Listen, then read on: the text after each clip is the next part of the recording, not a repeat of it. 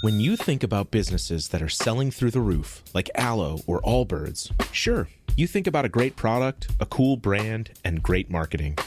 But an often overlooked secret is actually the businesses behind the business, making selling, and for shoppers, buying, simple. For millions of businesses, that business is Shopify. Nobody does online business better than Shopify. It's home of Shop Pay, the #1 checkout in the world. You can use it to boost conversions up to 50%, meaning way less carts going abandoned and way more sales going through to checkout. Sign up for your $1 per month trial period at shopify.com/income, all lowercase. Go to shopify.com/income to upgrade your selling today. That's shopify.com/income. Are your ulcerative colitis symptoms proving difficult to manage? Tremfya guselkumab can help you manage the cycle of UC symptoms. At 1 year, many patients taking Tremfya achieved clinical remission, and some patients also achieved endoscopic remission. Individual results may vary. Tremfya is a prescription medicine used to treat adults with moderately to severely active ulcerative colitis. Serious allergic reactions and increased risk of infections may occur. Before treatment, your doctor should check you for infections and TB. Tell your doctor if you have an infection, flu-like symptoms, or if you need a vaccine. Ask your doctor if Tremfya can help you manage the cycle of UC symptoms. Call 1-800-526-7736 to learn more, or visit tremfyaradio.com. This podcast contains adult themes and language, and some of the things that we discuss may be disturbing to some listeners. In this podcast, we discuss sexual assault, torture, race, and murder. Listener discretion is advised. Please take care of yourself.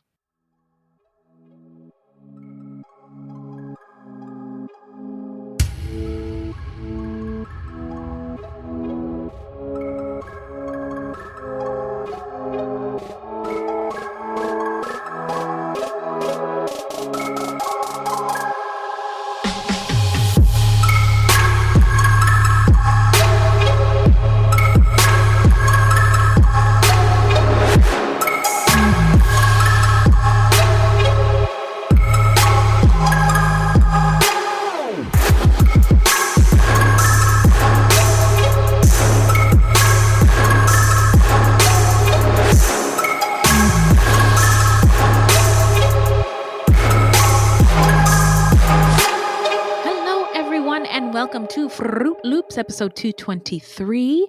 Buiti binafi and bienvenidos bitches. Thank you so much for listening. Yeah. Now, Fruitloops is a podcast about true crimes committed by people of color and those who are othered and the victims because, contrary to popular belief, not all serial killers are straight, cisgender, able-bodied white dudes. What? No, and these crimes rarely get any public attention because the news is racist. Allegedly. And we are Wendy and Beth. She's Wendy, a Black Latinx woman, and I'm Beth, and I just happen to be white. That's right. There are white people, and then there are those that happen to be white, and that's Beth. And then there's Beth. We're not journalists, investigators, or psychologists, just a couple of gals interested in true crime. Also, the opinions expressed in this podcast are just that, our opinions. All right, so who are we talking about today, friend? Well, today we're talking about the Bloody Espinosas, brothers Felipe and José Vivian, which sometimes sounds like Vivian. Yeah, the V in Espanol does that sometimes. Yeah, I was listening to pronunciations because I wanted to get it right, and it was Vivian and Vivian. So I think I'm going to say Vivian. Yeah, I'd go with that. Okay, so José Vivian Espinosa and their nephew, José Vincente Espinosa. Some have called them America's first serial killers. And for 8 months during the spring and fall of 1863, the Espinosas reportedly murdered at least 32 people. Some accounts at the time claimed that that number was upwards of 60. You know, I'm just going to say, I don't know what to make of the fact that America's most prolific serial killer, Sam Little, is a black man. America's first serial killer gang is the Bloody Espinosas. And the first female Black serial killer in America was Clementine Barnabette. Right. I don't know what to make of it. Yeah, and nobody ever heard of him. No, yeah. Except for Sam Little, I guess. Yeah, I don't know. Chew on that. Anyway, yeah. Before we get into all of it, how you doing? I'm doing good. Just been like super duper busy. Mm-hmm. Mm-hmm. Yeah, and on that note, because we need a break. We do. We hope you understand. Fruities are great, though. Yeah. And we want to let you guys know that we're going on break in June. We will have content for you to listen to, but we won't have a new episode for you until July.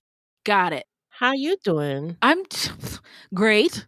We just recorded the news and you did a story about dinosaurs and like fossils. Yeah. And I closed my eyes and transported it to that magical place. And I'm still coming back. Still there. Okay. It was a great feeling. I mean, wow.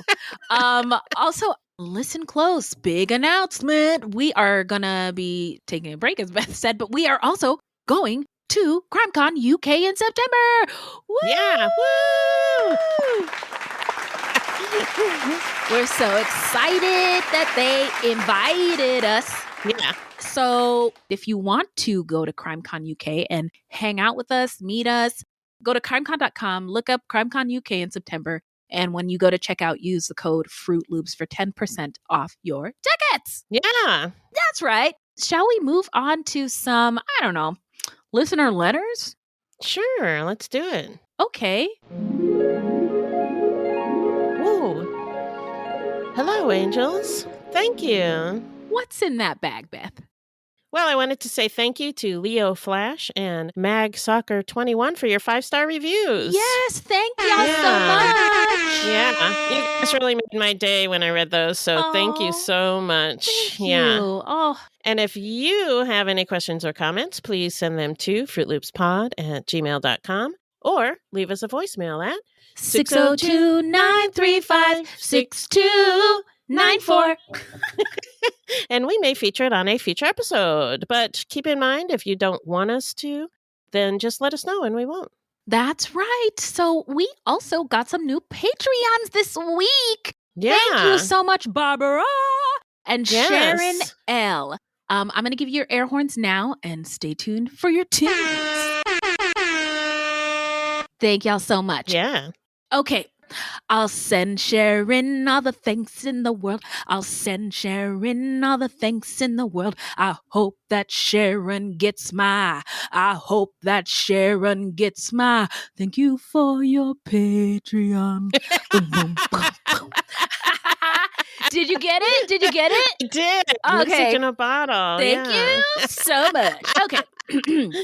All right. This is for Barbara. Okay. All right. Trying to find a pod and it's probably a murder. Thank you, Barbara. Thank you, Barbara. Thank you, Barbara. Mm-hmm. Patreon, Patreon, Patreon.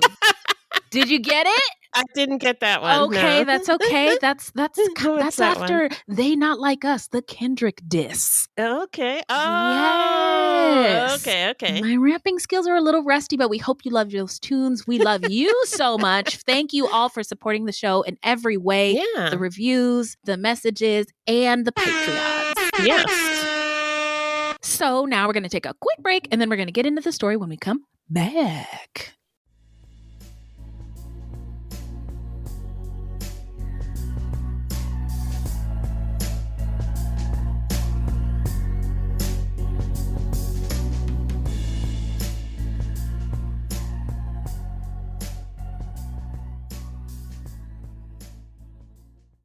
You've maxed out your 401k, you're contributing to an IRA, and making some other investments. You're ahead of the game and doing well. But where do you go from here? The same old story can only get you so far. If you want a new take from a new type of financial professional, we invite you to get a fresh perspective beside an agent with the backing of New York Life. Insurance, investments, retirement, and more. Visit nyl.com to learn more. Investments are offered through registered representatives of NyLife Securities, LLC. Member FINRA SIPC, a New York Life company. Este episodio es presentado por Honda. Descubra la nueva Honda Passport Trail Sport Todoterreno. La Passport más todoterreno que Honda haya imaginado jamás. Esta Passport cuenta con mayor altura al suelo, barras de techo en todas sus versiones y neumáticas especialmente diseñados para cualquier terreno. Además, disfruta todos tus viajes con el control de clima de 3 zonas, techo panorámico y opciones como asientos delanteros con calefacción y ventilación. Conoce más en honda.com/passport. We're back. Remind us, Beth, who is our subject today? Our subject today is the Bloody Espinosas, brothers Felipe and José Vivian Espinosa and their nephew José Vincente Espinosa, who reportedly terrorized southern Colorado in the early 1860s and murdered at least 32 people.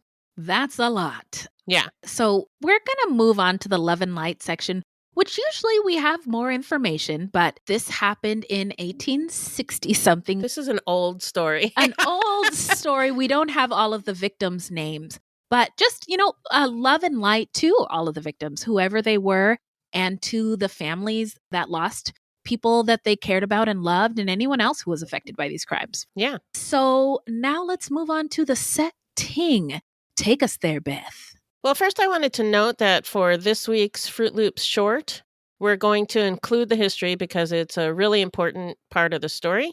So if you're Fruitloops short fruity, this one's going to be a little longer. So here we go. The setting is Colorado in 1863, which at the time was still a territory. The state of Colorado borders Wyoming and Nebraska to the north, Nebraska and Kansas to the east, Oklahoma and New Mexico to the south, and Utah to the west. No offense, Colorado, but every time I visit you, something bad happens to me. Anyway, the Rocky Mountains stretch from 3,000 miles or 4,800 kilometers from the northernmost part of Western Canada to New Mexico and straight through the middle of Colorado. Also known as the Rockies. They are the largest mountain system in North America. Wow. Yeah, they're gigantic. I mean, I've been to the Canadian Rockies. And there's other Rockies. Yeah, they go all the way up there. Yeah. Oh. I mean, it's all part of the same system. It's the same range. Yes. Yeah, but wow, I did not realize. That. That's nuts. It is. It really is. Oh, nature. It's so cool. It's such a shame we're fucking it all up. Yeah, a real shame, yeah. A real shame. Evidence of ancestral Puebloans living in southwestern Colorado dates back to around 500 CE. Native American tribes, including the Utes, Apaches, Navajos, Shoshones, Arapahoes, Cheyenne, Kiowa, Comanche, and Pawnees, eventually made different parts of Colorado their home. Felipe and José Vivian Espinosa were fifth-generation descendants of Nicolás de Espinosa, a Nuevo Mexicano family of mestizo lineage entering in New Mexico in 1695. Whoa, time travel. So I just got a quick culture corner for everybody. Okay. Welcome to Culture Corner with Wendy and Beth. So the term mestizo, we've described it before, it's been a while, is used to describe mixed ethnic heritage of those who can trace their ancestry to Native American or indigenous and the Spanish who controlled Mexico for 3 centuries, or both.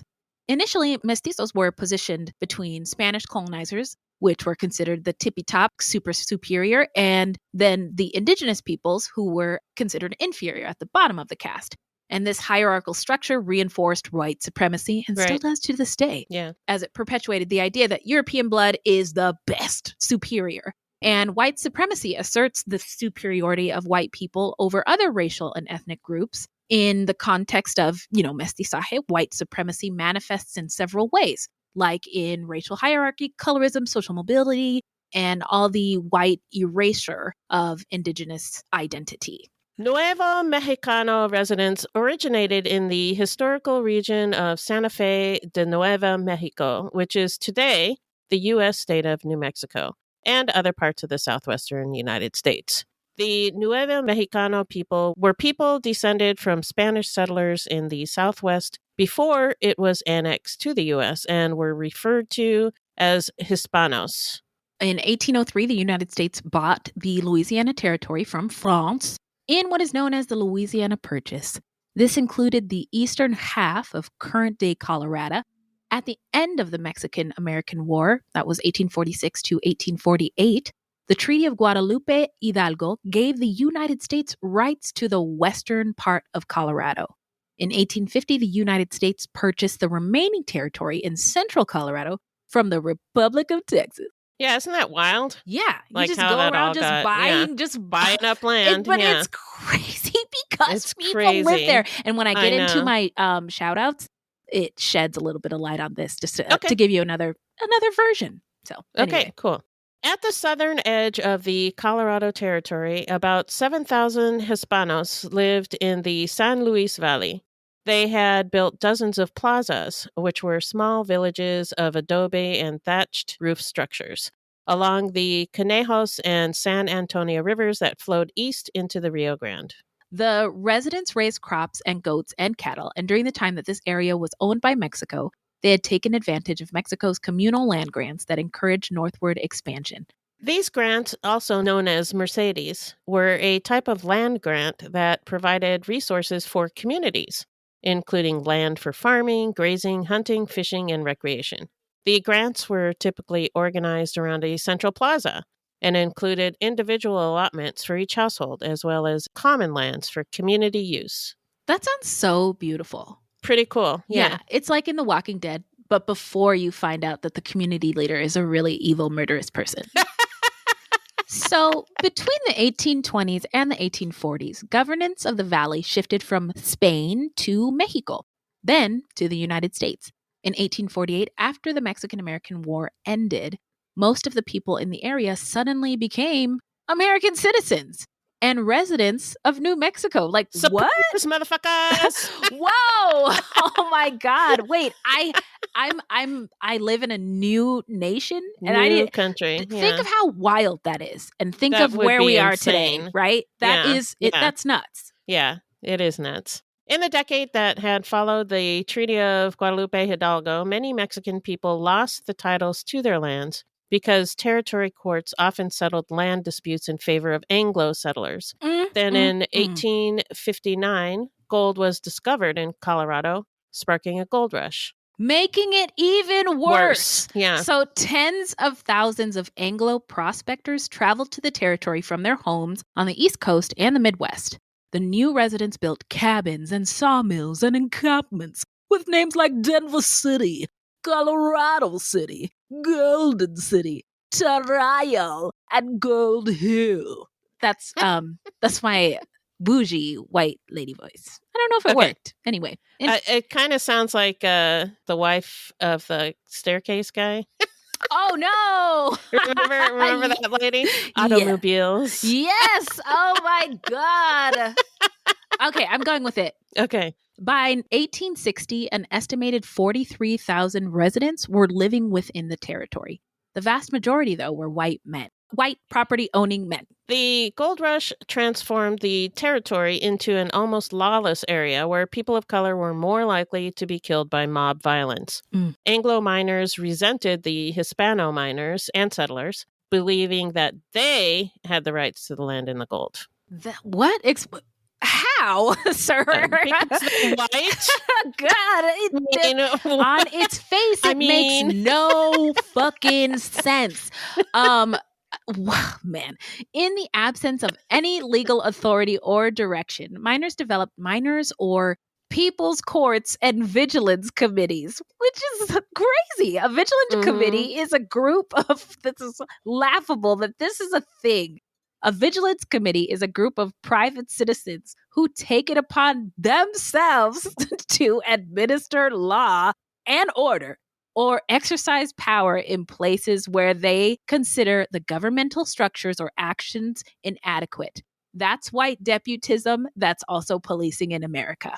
Anyway, but the Merriam-Webster dictionary simply defines it as committee of vigilantes.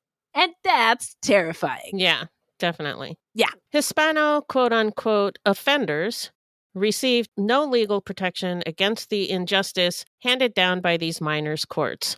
The swiftness of miners' courts usually translated into mob action. Defendants found guilty were whipped or hung by the neck until dead. Oh, yeah. We forgot to say this was still during like the time of enslavement. And I didn't look into enslavement in Colorado, but I wouldn't be surprised if in Colorado, the state itself, that people were leasing Black bodies and Indigenous bodies and brown bodies for labor, etc. But I also thought about lynching probably wasn't illegal or anything like that at the time. No. So in Colorado between 1859 and 1876, Anglo mobs performed at least 102 lynchings of Spanish-speaking males. these numbers are probably underestimated. No shit. As many newspapers didn't bother to report about the deaths and murders of people of color, and people of color who did try to report, because there was some incognito journalism. And if they spoke about it, they were in danger of being harmed. Yeah. Before prisoners were shot, beheaded, hanged, or even burned to death, some mobs performed, quote, non-lethal collective violence, unquote. What? The committees decided this? Yeah, the committees. Oh my God. Such as whipping, branding, dragging, harassment, or ripping clumps of hair from their scalps. Oh my God. Leaders often allowed the use of torture to coerce alleged thieves into a confession. That's horrifying. Yeah. That is horrifying. Wow. I'm like so uncomfortable. In 1858, Fort Garland was constructed ostensibly to protect the Anglo settlers in the San Luis Valley from the Native Americans. But many Hispano settlers believed that the army outpost was also a warning to them. In 1861, the U.S. government handed over a patch of New Mexico above the 37th parallel that included the San Luis Valley to the new Colorado Territory. The reasoning was mostly aesthetic. It straightened the border of Colorado, which looked better on maps. But now these residents were suddenly in the Colorado Territory. So, like, first you're in Mexico, and then you're in the United States, and now you're in Colorado. Yeah. These borders are so dumb. I mean, have you ever really, seriously, borders are just dumb. They're just dumb. Yeah. Unless they're natural, like a river or an ocean or a mountain. Right. These are all arbitrary and have changed. We've seen that throughout time, that it's people making decisions in high places that decide these ridiculous things. Right. So with the addition of the San Luis Valley, Colorado gained a larger population, which was important if the territory wanted to achieve statehood. However, almost immediately after assuming control of the land, Colorado's government regarded these new Hispano citizens as a nuisance. Oh my gosh. Yeah. And the Hispano residents felt disenfranchised. Mexican property law had been based on generational caretaking. In the Treaty of Guadalupe Hidalgo, the American government promised to honor the historical Mexican settlements. How many times have we seen the American government do this and then do a switcheroo on everybody? But American laws allowed territorial officials to decide ownership, and they most often ruled in favor of white settlers. And as more property fell into the hands of Anglos, longtime communal grazing land was suddenly cut off. The government also played dirty tricks. Surprise! Yeah, Jesus Christ. During the Colorado Territory's legislative sessions, no translator was provided for the Valley's Spanish-speaking representatives. And after bills were passed, government officials refused to translate the laws into Spanish. That's this is why they don't want the kids to know American history, is because it's horrible. Horrible. But golly, it is so important to know this. This sounds like what's happening today. Yeah. Not much has changed, and that is why it is so important. That's why it's so wild. Yeah. Yeah. Colorado's southern border became the epicenter of discontent within the territory. Taxes were levied without explanation. Hispano men had their names recorded for potential conscription into the Union Army. Food and livestock were recorded for potential seizure by Army soldiers. Bullshit. In 1862, a count was taken of weapons and ammunition among Plaza residents, escalating distrust among the Hispano population. They didn't understand why the government was doing what it was doing, why it was collecting certain taxes, and why their land rights were now in disarray. Surveillance Because nobody told them. Yeah. Counting my weapons and what the hell? Yeah. Yeah. Especially considering everybody else.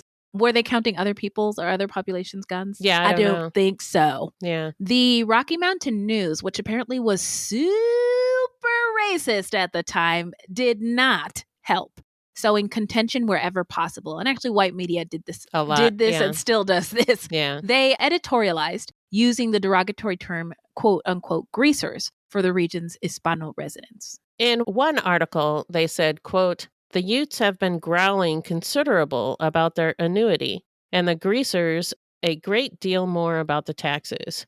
It is said that some greasers have sworn to pay their taxes with the rifle, unquote. Which reminds me of Fox News when they say, some people say, Yeah. it's just they're gossiping, Yeah. and they're yeah. spreading rumors. There's no fact or anything like that. Nope. I mean, and I can think of so many eruptions in American history where there's been racial violence, and it's been because of this white kind of newspapers thing. publish this kind of thing. Yep. So the Rocky Mountain News also printed erroneous articles, fake news. It's fake news, folks.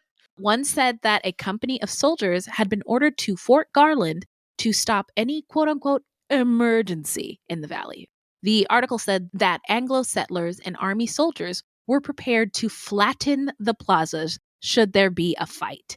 If you have to do violence to achieve something, maybe you should do something else. Yeah, maybe you shouldn't. Yeah. So this is the climate that the Espinosa brothers were living in at the time of their alleged murder spree. Okay, so now let's get into the early life of the Bloody Espinosas. So the family of Pedro Ignacio Espinosa and his wife Maria Gertrudes Chavez lived in the hamlet of El Rito, some 35 miles west of Taos, New Mexico territory. At that time, Santa Fe de Nuevo Mexico. The couple had 2 daughters and 3 sons, including Felipe de Nerio Espinosa, born in 1828, and his younger brother, José Vivian Espinosa, born in 1831, who was called Vivian. The Mexican census of 1845 from El Rito, New Mexico, lists several members of the Espinosa family. Around 1854, Felipe married 17-year-old Maria Secundina Hurtado. In some accounts, he kidnapped her. In the story, Felipe had, quote, no luck at finding a wife in the El Rito area, and no parent would let their daughter marry this wild man, unquote. So he kidnapped Maria Secundina from a different town, and I heard that he was not pleasant to look at, that his face looked like a jack-o'-lantern. Like his teeth were described as big and far apart. Yeah, they were not very nice about him. No, yes, exactly. Yes. But the Hurtados were neighbors of the Espinosas. Oh.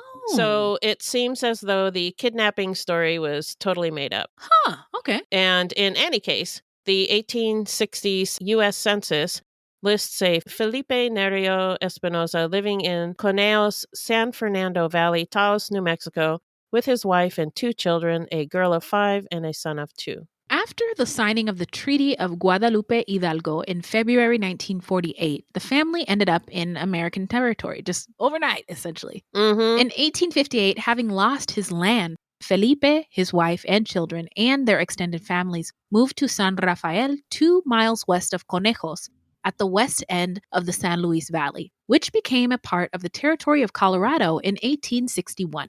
The Espinosa family lived in a jacal, which is an adobe-style hut with a thatched roof. There were 4 beds, and the family had very few possessions. It has been reported that they farmed and herded sheep, but also rustled horses and committed robberies. But did they? Don't know. Don't know.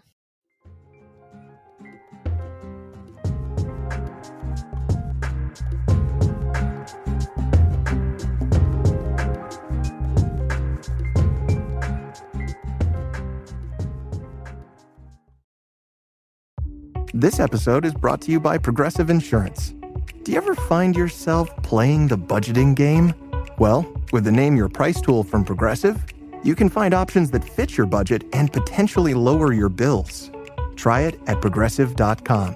Progressive Casualty Insurance Company and Affiliates. Price and coverage match limited by state law. Not available in all states.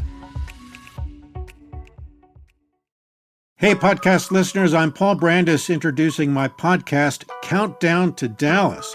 It's a fascinating, in-depth look at the seemingly unconnected events that led to the assassination of President John F. Kennedy. It's based on my book of the same title. In that book and in this podcast, I go all the way back to 1939, when Lee Harvey Oswald was born into a troubled and dysfunctional family. I'll follow his transient and often violent teenage years and young adulthood, painting a fuller picture of the man who would later become Kennedy's killer. I also take a look at events unfolding in that era like Cuba and Vietnam, And I'll unpack the conspiracy theories too, not one of which has ever been conclusively proven. Subscribe to Countdown to Dallas at evergreenpodcasts.com or your favorite listening app, October 31st. So let's get into the timeline. This is a story that has become legend. So accounts are conflicting. Names, dates, and circumstances of the killings differ. Primary sources tell the Espinosa story almost exclusively through the white lens of the territory's settlers, government officials, and military officers. And stories are confused and narratives are exaggerated for dramatic effect. Yeah. Another culture corner here. Beth and Wendy here again. So urban legend or leyendas in Mexican and indigenous culture, it's just full of them, full of myths and legends that essentially shape the morals and provide, life lessons. Legends that often have historical, political, philosophical, and they have cultural value as well. And during the colonial era, new narratives emerged, blending indigenous traditions of the Americas and then blended in European influences and then a couple Catholic beliefs sprinkled on there. And these stories reflect the vision of the world and the lives of the people, combining true historic events with embellishments. And it seems like there's a lot of embellishing and myth weaved into this historical murderous event. But I would also say that a lot of it is white people just making shit up. Yes. And we'll get into it, but all the Espinosas could read and write. And it seems like Felipe was actually a really good writer. And he wrote poems and odes, and his language was flowery. And I think some of it was the culture. Yeah. They had more flowery language than the Americans. Yeah. It's a romantic language, Spanish. Yes. Yeah. So anyway, as far as the story goes, in one version, Felipe and Vivian Espinosa's parents, grandparents, brother, and sister were killed in a bombardment of Veracruz, Mexico, during the Mexican-American War, which is, this is 100% not true. That did not happen. Oh! As that narrative went, Felipe thought he received an order from the Virgin Mary to kill 600 Americans, 100 for each of his dead family members. Okay.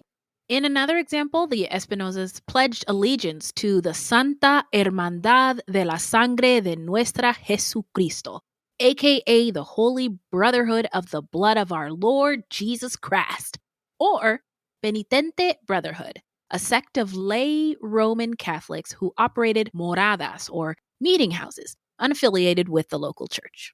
It's unclear if the Espinosas were actually penitentes. Later generations of their relatives have claimed a connection, but there is no doubt that Anglo settlers and soldiers in southern Colorado, many of them Protestant, gave Hispano-Catholics the side eye. Yeah.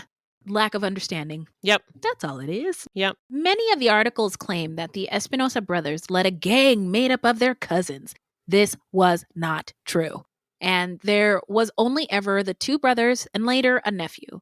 And we already talked about the story of Felipe kidnapping his wife. Right. So there's a lot of different stories that are not true or have, just a little bit of truth to them. I gotta say, Beth, you have done an amazing job sort of parsing through all of it, though. Well, thanks. Yeah, like the things that you've said are not true. I 100% believe them. I heard, I'll get into it later, but I heard all kinds of wild stuff and I just ate it all up as if it was true.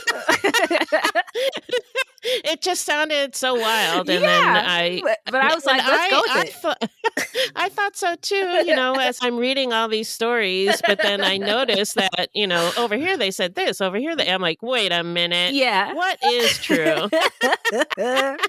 Oh, man. So it's definitely possible that Felipe and his brother Vivian, driven by poverty, had become desperate enough to steal horses and rob freight wagons. But one of the original settlers in the plazas, a man named José Vincente Velasquez, a respected citizen and elder, personally knew the Espinosas and retold stories about them to his children. And he said, quote, "The brothers were not outlaws. They were good, law-abiding citizens," unquote. I love that. And then also, like, their nation changed overnight, which you got to think, we've talked about this, laws are subjective. It depends on who's the boss. And so that's another thing to consider. And at the parish church in Conejos on April 27th, 1862, Maria Gertrudis Chavez and her son José Vivian Espinosa served as godparents to the infant daughter of José Manuel Galvez. By Hispano custom, relationships between parents and godparents were based on honor, principle, and trust. The spiritual ties of compadrazgo, or shared parenthood, was and still is an important indication of respect, affection, and familial bonding. Hispano parents would never select an immoral person to act as a godparent to their child. Great point. And if you recall, there was a military census of the plazas counting any weapons and ammunition among plaza residents. This census reveals that in October of 1862, Felipe Espinosa owned one carbine, which is a short rifle, and half a pound of ammunition. Vivian Espinosa, however, owned no weapons and had no ammunition, so they weren't exactly armed to the teeth. Yeah, they weren't huge owners of weapons running around robbing everybody, is what I'm gathering. Yeah. Okay.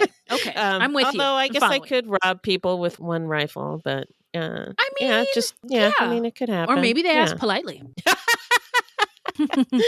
In any case, we did our best to sift through the information and misinformation. And as the story goes, sometime in about 1862 or early 1863, a priest from Taos reported to the New Mexican military authorities that a freight runner who was hauling goods for the priest had been robbed and beaten. The freight runner implicated the Espinosa brothers in the crime. Word was sent to Fort Garland in southern Colorado that the Espinosas should be arrested. U.S. Deputy Marshal George Austin and 16 soldiers proceeded to the Espinosa home near San Rafael. Attempting to get the Espinosas to Fort Garland without a confrontation, on the evening of January 19th, 1863, Lieutenant Nicholas Holt presented himself at their door. According to a plan hatched by Lieutenant Holt and Deputy Austin, he was to tell the pair that he was on a recruiting trip and would ask them to join the army. When the Espinosas allowed Lieutenant Holt and Deputy Austin in, each would grab a brother and then the soldiers would rush in to assist. However, when Vivian answered the door, he simply told Holt that they would get back to him in the morning. I love that. Back later. Goodbye. Goodbye. That's funny. The following morning, Holt and his troopers again appeared at the Espinosa's door. When Holt asked about the brothers enlisting, Vivian answered that they would not. None for me, Nope. thank you. Holt then attempted to grab Vivian, but Vivian ducked back into the house. A gunfight followed in which a Mexican corporal was killed. The Espinosas fled as Lieutenant Holt shot at them, discharging all of the bullets in one pistol, but missing every single shot. He then drew a second pistol, but it wouldn't work. I love this part of the story. I know. Frustrated, he threw the pistol. When it hit the ground, the pistol discharged and the bullet struck him in the forehead, severely wounding him. He played himself. That's so funny. Meanwhile, Deputy Austin and some of the soldiers went after the Espinosa brothers. As Austin chased the Espinosas across the frozen Conejos River, his horse slipped on the ice.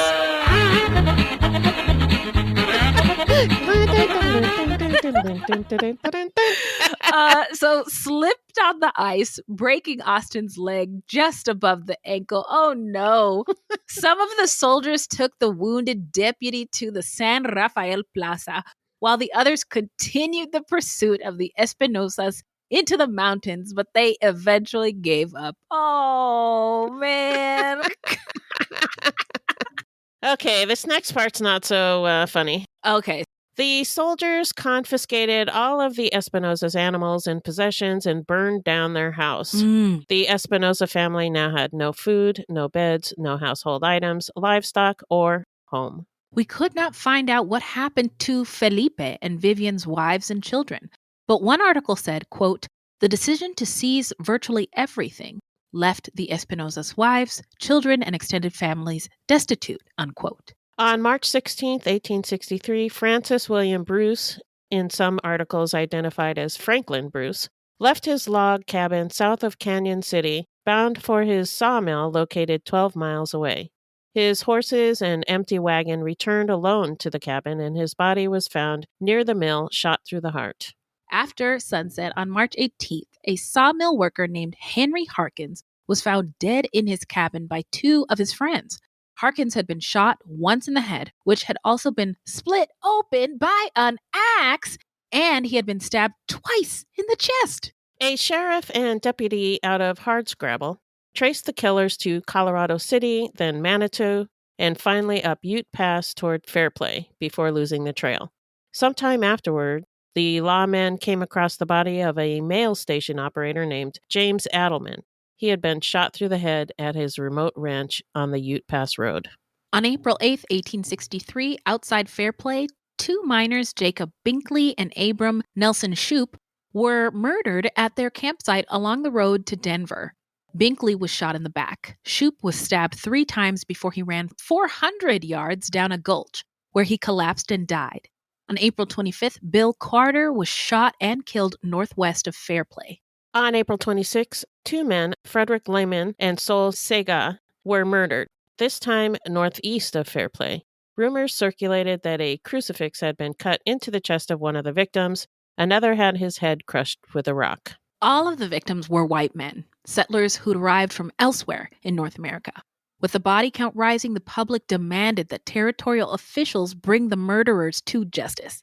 But lawmen and military troops were widely scattered, and nobody knew who was responsible for the murders. With the Civil War in progress, some theorized that they were Confederate sympathizers from Texas. Others thought it might be Native Americans defending their territories. And now let's get into the investigation and the arrest. So murder victims Fred Lehman and Sol Sega had lived in California Gulch and had many friends there. These friends called a general meeting to discuss a plan to raise funds for a posse. What? 17 men volunteered to set out immediately, with a man named John McCannon as their leader. In late April, a lumber freighter named Edward Metcalf was ambushed between Alma and Fairplay. Metcalf was leading a team of oxen over a mountainous trail near Fairplay when a bullet struck him in the chest. Luckily for him, the bullet was stopped by a bundle of mail and a copy of the Emancipation Proclamation that he had tucked in his jacket.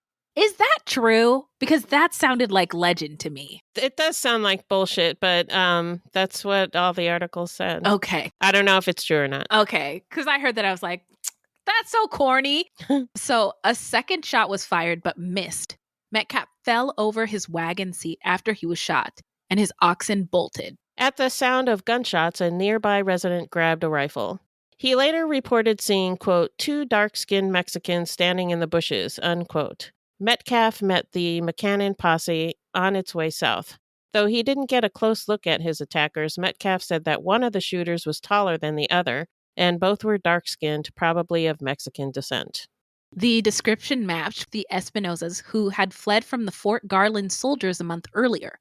Now authorities believe that they knew who their targets were, and the newspapers came up with a name for them: the Bloody Espinosas. The governor of the territory, John Evans, wanted the Espinosas found dead or alive, and the newspapers published a notice about a $50 reward for the arrest and delivery of the Espinosa brothers. And I don't know exactly what $50 would have been, because I used an inflation calculator that didn't go back that far, but I'm guessing it would probably be about $2,000. That's my guess. Didn't go back that far? Is crazy. It didn't go back that far, yeah. But none of the newspaper correspondents reported any real physical or helpful description of the Espinosas. Isn't that a trip, how there wasn't a real detailed description? Oh, yeah, just some Mexican dudes. Yeah. Find them. Right. And but we've talked about before how... Just string them up. But that's how white supremacy gets you. Yeah. Is by...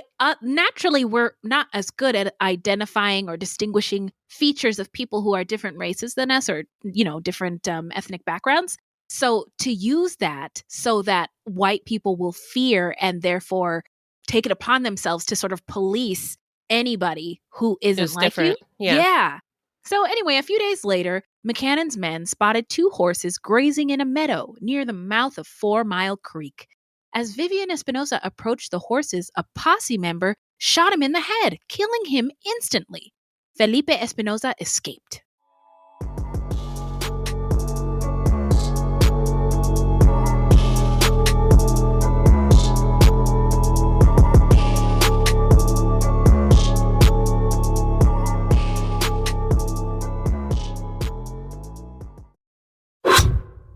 So when the scammer uses the hypnotic method of building rapport, then they create dysfunctional, delusional reality.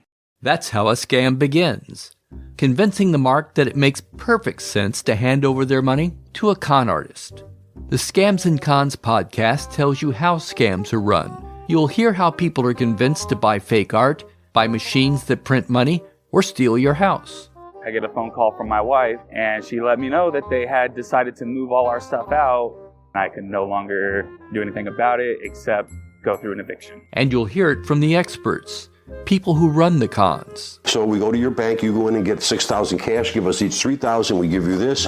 You go home, and what you find out is cut up newspaper. It's fun to know how the trick is done, and that's what Scams and Cons is all about. Listen at scamsandcons.com or wherever fine podcasts are found. The posse cut off Vivian's head and took it back to Fair Play as a trophy. Whoa! For years, a well-known doctor kept the bleached skull, and Vivian's rifle went to a private collector. At the Espinosa campsite, the posse had found a team and wagon, and at Canyon City, the posse displayed the wagon's contents to a, quote, large and excited crowd, unquote, which is gross. Yeah. The posse identified the clothing and personal effects of those belonging to the men the Espinosas had allegedly murdered. Reportedly, a coat, hat, and boots belonging to Frederick Lehman were found among the items in the wagon, as well as his horses. But the posse could not associate some of the clothing found to known murder victims, so they decided that, based on the amount of clothing found, the Espinosas must have murdered at least 12 people. Oh my God! That's not how you investigate murders! Oh my! It could have been their clothes, for Christ's sakes. Imagine going into Goodwill and be like, there are 10,000 murder victims here. Officer! Oh my God. That is so dumb. These lawmen in the Wild West are so crazy. And now that I'm thinking about, why are there so many movies about white, like, cowboys and lawmen? Because it's crazy. Because it's insane. That's why. It is. It's crazy. Oh my God. Oh my God. According to an article published on May 21st, 1863, in the Weekly Commonwealth and Republican news correspondent Dornick, apparently correspondents used pseudonyms or other names at the time. Anyway, Dornick reported that the posse found Mr. Lehman's memorandum book at the Espinosa camp and that one of the Espinosas had written in Spanish on several pages. Dornick and some of the members of the posse attempted to translate the pages in Spanish, quote, without the aid of Spanish books, oh my unquote. God. And they described the writings as, quote, a descent into madness, oh unquote. Oh my fucking God. That is so... They couldn't find somebody to help? What in the world? Oh my God.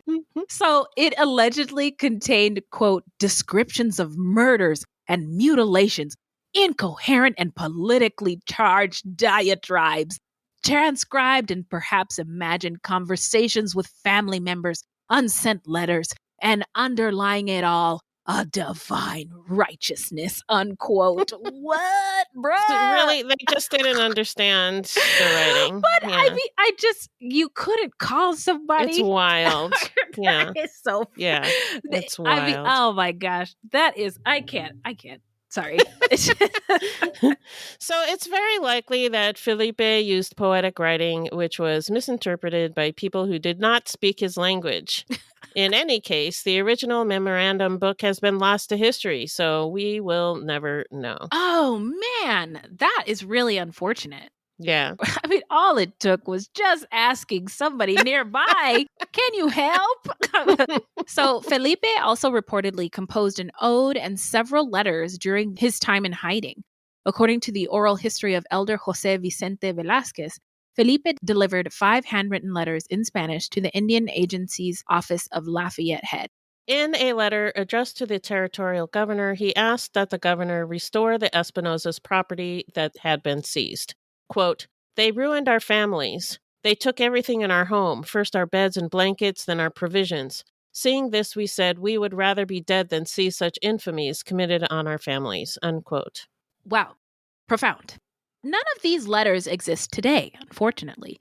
The newspaper correspondent who reported on these letters did not report who translated them. In closing, the correspondent wrote, quote, Felipe Espinosa should be immediately hunted down and hung on the highest limb, unquote. By publishing these remarks, the newspaper was promoting vigilante, racist justice. Surprise. Yeah. Felipe recruited a nephew to travel with him, often reported as being José Vincente Espinosa, who was anywhere between 13 and 16 years old. It was different in every article. Oh, okay. It's unknown why the nephew joined him, but whatever the reason, a number of murders, including one Hispano man, were attributed to the pair across the southern portion of Colorado Territory over the next several months. It's impossible to know if Felipe and his nephew were responsible for these murders, but by early fall of 1863, at least 11 murders in southern and central Colorado had been attributed to the Espinosas. Reportedly, from Fairplay to New Mexico Territory, public terror grew daily, and the newspapers did not help. Freighters feared being on the roads, and nearly all travel and commerce stopped unless accompanied by military troops. No mail entered or left South Park without guard. Ranchers abandoned their properties and fled to more populated areas. Wow. In October of 1863, a Hispano woman named Dolores Sanchez reportedly traveled from Trinidad to Fort Garland on an overnight trip by horse and wagon. Her driver was Leander D. Philbrooks. Reportedly, Felipe and Vivian Espinosa stopped and robbed them. Philbrooks escaped and fled on foot. Sanchez was reportedly raped and left to die. However, one newspaper correspondent, known as Typo, wrote that Sanchez was not raped and that she sat talking to the Espinosas for some time. In either case, the story has never been substantiated. The military post records include no entries about Dolores Sanchez and Philbrooks and their presumed altercation with the Espinosas. So it might be bullshit. Aha. Yeah. As the military stationed in Fort Garland, Canyon City, and Fairplay continually failed to catch the Espinosas, Thomas Tobin, a well-known tracker, trapper, and mountain guide, was called from his nearby ranch and outfitted with a group of about 15 soldiers to find them. In mid-October, on their third morning hunting the Espinosas, the group found their campsite. According to Tobin, as he crept up on the Espinosa camp, he saw Felipe dressing a carcass for food. Tobin stepped on a twig, and hearing it snap, Felipe lunged for his gun. Tobin shot first, wounding Felipe in the side, and the outlaw tumbled into the campfire as he shouted for Jose to run. When the boy appeared, Tobin shot and killed him. Felipe, meanwhile, began crawling across the forest floor, then braced himself against a tree. Felipe raised his weapon, fired, and missed. The other men unleashed a volley of bullets, striking Felipe multiple times. After the Espinosas were dead, Tobin decapitated both Felipe and the teenage boy. Tobin placed the Espinosas' heads into a burlap sack. He reportedly found a diary with a record of the Espinosas' killings, which logged a total of 32. Tobin arrived at Fort Garland with Felipe and Vicente's bloodied heads on October 16, 1863. A Fort Garland surgeon placed each head in a jar filled with alcohol, where they remained in the post adjutant's office for several days, and people came to view them. Yay! What? The severed heads were also displayed throughout the territory. Why? Oh my God. It's gruesome. Life was gruesome back then. Yeah. I mean, in the context of this story, and it's like Civil War time. Yeah, it's just awful. Yeah. So now let's get into where are they now? Well, I'll tell you. Tobin reportedly returned to the Espinosas campsite, took the headless bodies of Felipe and Vincente, and buried them somewhere near San Rafael. No historical accounts record where he buried the bodies. There was no closure for the grieving family because the gravesite was a secret. The assassination of Felipe Espinosa would make Tobin famous in Colorado. After he buried the beheaded bodies, he allegedly was, quote, so concerned over the Espinosa family's poverty, he regularly contributed to their welfare, unquote. But we don't know the veracity of this claim. No one knows for sure what became of the heads of Felipe and Jose Espinosa. They reportedly sat on the desk of the editor of the Fair Play Flume. Is that a porno?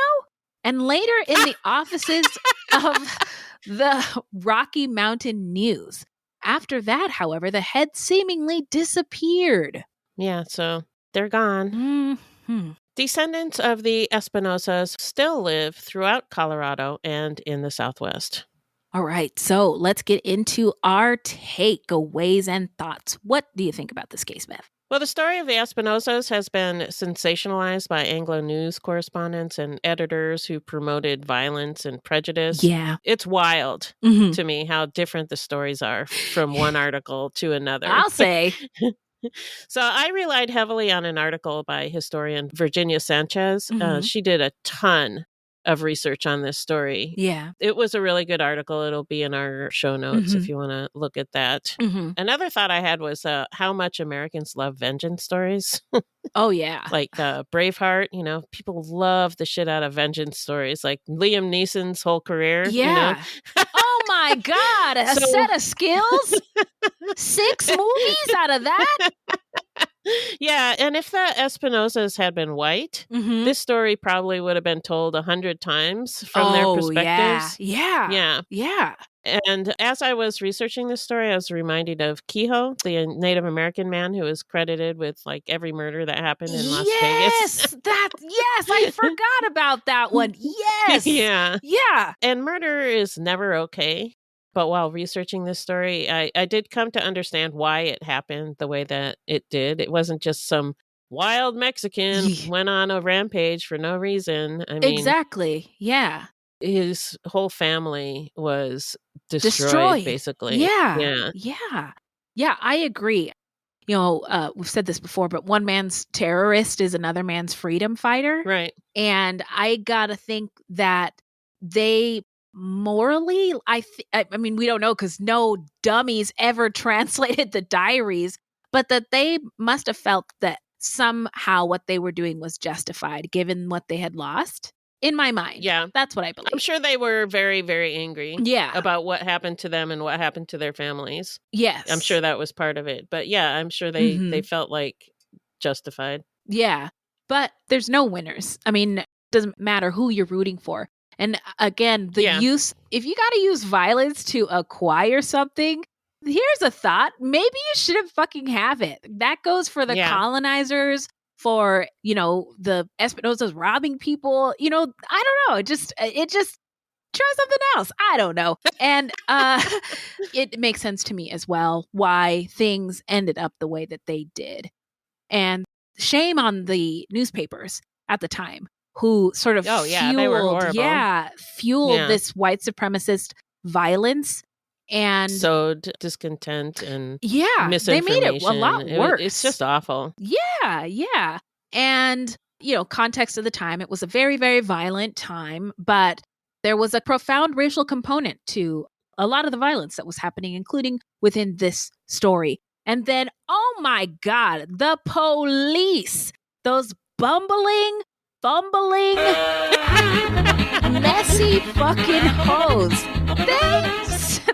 Into like levels, degrees of comedy I never imagined could happen in real life. They did it. They did it. Yeah. And I what's the opposite of an air horn? Great scene. Yeah. A fart. Would have been a great scene in a movie. Yeah. Oh my God. I really enjoyed learning about that part. But yeah, murder is not justified. Agreed. Not at all. But yeah, I see how this happened. Yeah, completely. Fruities, let us know what you think. Now we're going to move on to the How Not to Get Murdered section of our show. So, if you love true crime and you don't want to die, here's a tip for you. Every time, I don't know what's going to come out. Yeah, me either. It's a surprise every time. This segment is not intended to be victim blaming. We thought of this segment because I read somewhere that a lot of people listen to true crime because they want to know what they can do to be safer. This is not meant to blame the victims. It's just learning from other people's experiences. Okay, nothing profound, y'all. Just a reminder, it's summertime and crime statistically tends to go up. We want all our fruities to stay safe out there. More people are being outside, leaving the windows open, screen doors open. So if you're in your house, lock it up. And if you're out of your house, keep your head on a swivel. Okay, good. All right, now it's shout out time where we shout out any content by or about people of color, or by or about any marginalized or other groups, or any true crime goodies. I kind of got a double whammy. All right. What is it? Okay. It is a TV series called The Green Veil. And it is starring John Leguizamo. Oh, I love him. Me too. And it's based on historical facts about how the U.S. government kidnapped indigenous kids so that basically there was nobody for them to pass the land off to. Oh, my God. And then the U.S. would take over the land and sell it to oil companies. Oh, my God. That's disgusting. It is the worst. And there's a lot of the themes we talk about on our show in this story. Like, John Leguizamo is obviously a Latinx man, right? But he's trying to pass himself off as white. And it's on a new network called The Network.stream. It's called The Network. Yes. The Network. And it's totally free. I'm 2 episodes in and I love it. Wow. It's also during a time in America where people are like afraid of alien abductions. And so you hear the, like UFO sightings and those crop designs in the cornfields. That kind of thing's going on. Oh, yeah. I remember those. And so it's interesting I bring that up, the alien component, because you hear the language we hear on the news today to describe immigrants and those who are othered. Like, it's an invasion, that kind of language and stuff. So it's got me thinking a lot. That sounds really good. It is. What do you got? Well, I wanted to shout out 16 Minutes of Fame podcast. Yes, I saw. Have you listened to it? Only seen clips on Instagram. Tell me about it. Okay. So it's hosted by Jamie Loftus, who I know you love. Love. Yeah. It's about people who become internet famous and what happens after their 15 minutes of fame is over. Ooh. And the first couple of episodes are about Kelly and Antoine Dodson. Yeah. Hide your wife, hide your kids. Yes. That guy. Yeah. And they're absolutely fascinating. And a lot of stuff that I didn't know or didn't think about. And so interesting. They're great. Yeah. The episodes are great. And I'm sure the rest will be great too. Oh, she's brilliant. So thank you for that one. Yeah. What else you got? Oh, I wanted to shout this one out. It's a show on Netflix. It's called Cooking Up Murder, Uncovering the Story of César Román.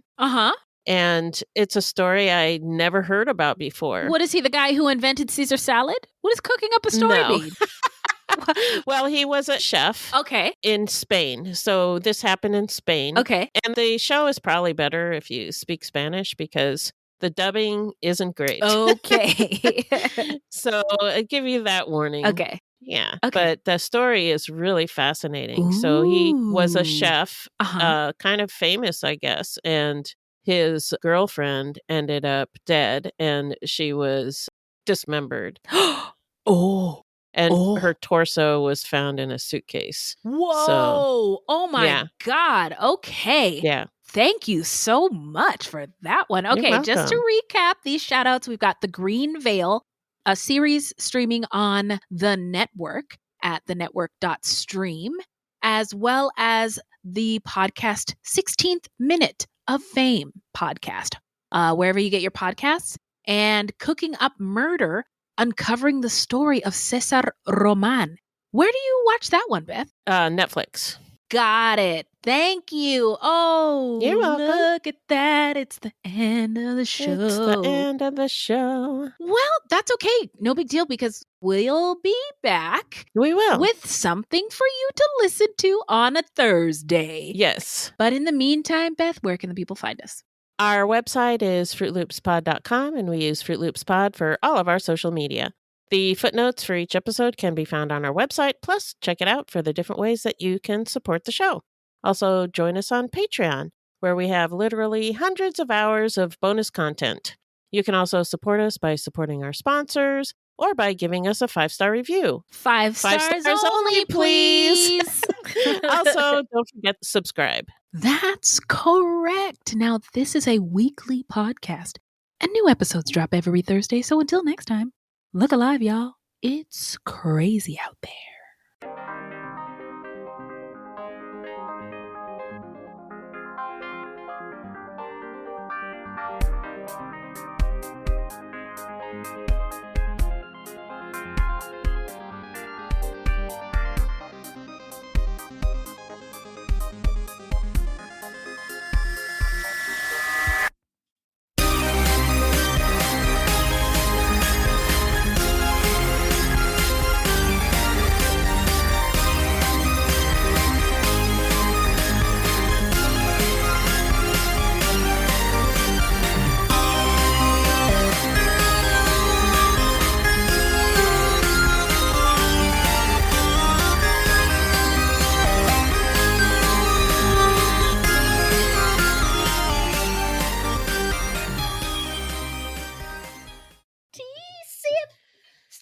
All right.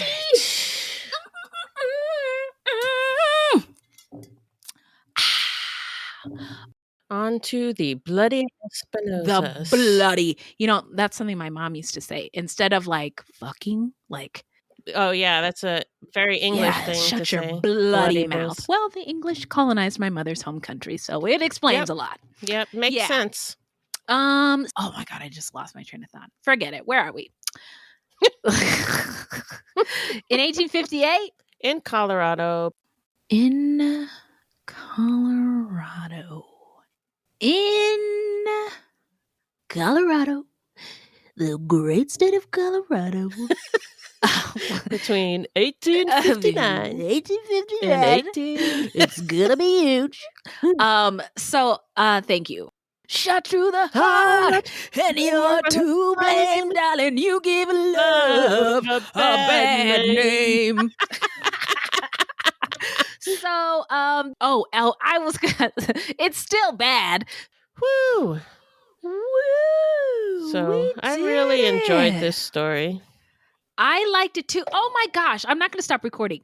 One story I heard was that it was the brother, one of the brothers went back to get his dead brother's body. Oh, yeah. And cut off a chunk of the leg. Some stories said it was a hand. Some said it was like both feet. Some said it was 1 foot. Yeah. I read that too, and I was like, this sounds like bullshit. I'm not including it. Okay. What about this one? They were in this. They wouldn't know, but I could not believe it. Like they were in this holy brotherhood. And that they would like flog each other for penance all the time, like making their backs all bloody. Yeah. They would sometimes reenact the suffering of Christ by like hurting themselves in other ways. The things that some sources said happened to their 6 family members during the Mexican-American War total bullshit. were like really horrific. In Veracruz. They weren't anywhere near Veracruz. I don't even know where that came from. That is such a good point. Veracruz is very, very close to the Caribbean. Whoa! They lived in New Mexico. I know. They were 5th-generation New Mexicans. Beth, that is, oh my gosh. Okay. I was like, this is the wildest story. I mean, I loved it too, but I loved it because I believed all of the legend part of it. So I loved it because I loved sifting through all the stuff and trying to figure out what was true and what wasn't true. Wait a minute. Did we just become podcast best friends? Where each of us used our strength to get this? We were already podcast best friends. I know. I just love saying it when I realize it again. Oh my gosh, this is amazing. That's so funny. Well, internet high five to you, my friend. I'm going to get some sleep and get this up into the drive as quickly as possible. Sounds good. Okay, night. 3 a.m., the comedy horror podcast that holds weekly gatherings around the campfire. Let me tell you what you're going to get. You're going to hear stories about demonic possessions, prison stabbings, skinwalkers, glitches in the Matrix, cult leaders, missing 411, night marchers, Operation Paperclip, Mesopotamian devil worship, and so many monsters it'll give Kanye West a runaway for his money. Pop and meme culture also aren't off topic. A camp where laughs and scares are constantly competing for first place. We're just a group of friends, trying to bust each other's balls, find the best stories, and expand the circle in the process. 3 a.m., the comedy horror podcast not for the faint or fragile of heart. Let's go. I want to take a moment to tell you about my podcast, Carol Costello Presents Blind Rage. In 1984, a woman named Phyllis Cottle was abducted in broad daylight, tortured, and left to die in a burning car in Akron, Ohio. At the time, I was a rookie reporter covering this horrific story. Since then, I've reported every kind of crime imaginable. I've been able to leave most of them at work, but not this one, the one that buried itself under my skin and stayed put. Phyllis Cottle was a badass woman, and I want to tell you her story. A production of Evergreen Podcasts and signature title of the Killer Podcast Network, you can find Carol Costello Presents Blind Rage wherever you get your podcasts. Discover more great true crime and paranormal programming at killerpodcast.com.